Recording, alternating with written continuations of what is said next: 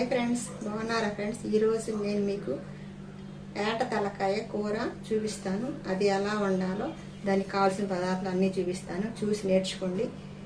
నా వంటకాలు మీకు నచ్చినట్టయితే షేర్, లైక్, సబ్స్క్రైబ్ అయ్యే ఛానల్ సపోర్ట్ చేయండి ఫ్రెండ్స్. మీకు మరిన్ని మంచి మంచి వంటకాలు మీకు నేను నేర్పిస్తాను. Thank you friends. ఇప్పుడు అయితే మన వీడియోలోకి వెళ్దాం. నేను కూర ఎలా వండాలో దాని ప్రాసెస్, దానికి కావాల్సిన పదార్థాలు అన్నీ చూపిస్తాను. చూసి నేర్చుకొని మీరు కూడా మీ ఇంట్లో ఒకసారి ట్రై చేసి ఎలా ఉందో నాకు కామెంట్ పెట్టండి. Thank you friends. Thank you.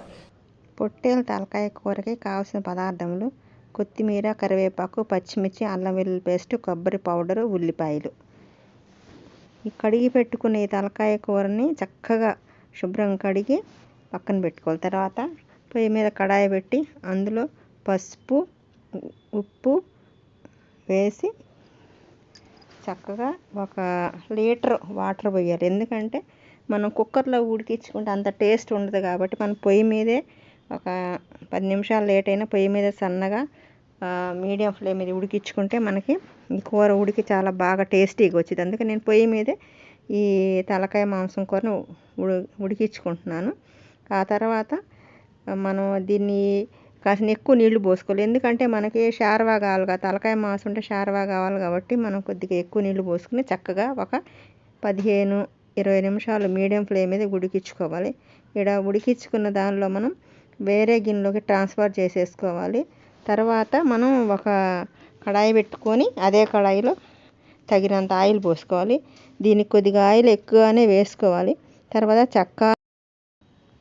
చిటపట్లు ఆడేంత వరకు చక్కగా వేయించుకొని తర్వాత ఉల్లిపాయ ముక్కలు, కొద్దిగా కొత్తిమీర, కరివేపాకు, సన్నగా తరుక్కున్న పచ్చిమిర్చి ముక్కలను కూడా వేసి చక్కగా వేయించుకోవాలి. కొద్దిగా వేగాలి, ఎందుకంటే వేగకపోతే కూర సద్దివాసన వస్తుంది. కొద్దిగా ఎక్కువగానే గోల్డెన్ బ్రౌన్ కలర్లో వచ్చేంతవరకు వేయించుకొని ఇలా వేయించుకున్న దాంట్లో మనం అల్లం వెల్లుల్లి పేస్ట్ వేసుకోవాలి.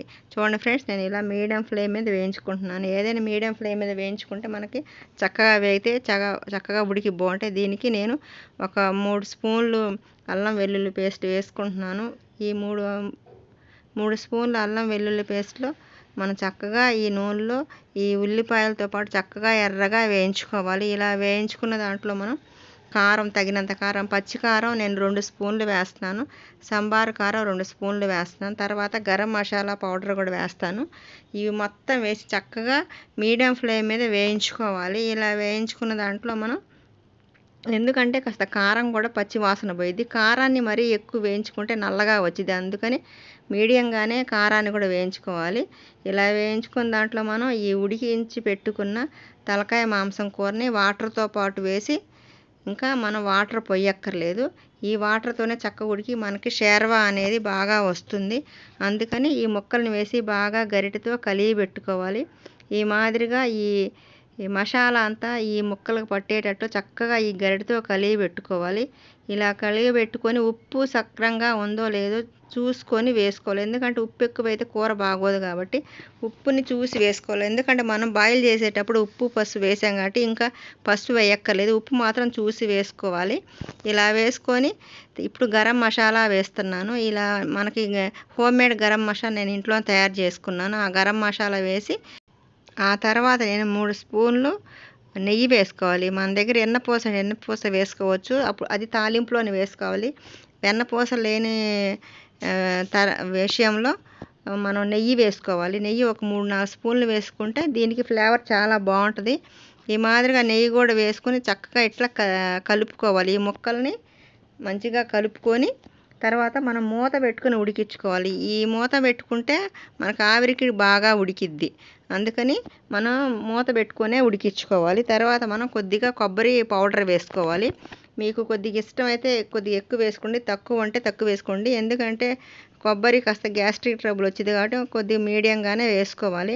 ఇలా కొబ్బరి పౌడర్ కూడా వేసుకున్న తర్వాత మనం ఈ తలకాయ మాంసంలో మనకు మెదడు వచ్చింది ఫ్రెండ్స్. ఆ మెదడు కూడా ఇందులో వేసి ఉడికించుకోవచ్చు, లేకపోతే ఫ్రై కూడా చేసుకోవచ్చు. మా ఇంట్లో ఇందులో వేసి ఉడికించమన్నారు. నేను ఆ మెదడును కూడా అందులో వేసి గ్రేవీ కూడా దాని మీద వేసి చక్కగా ఉడికిస్తాను.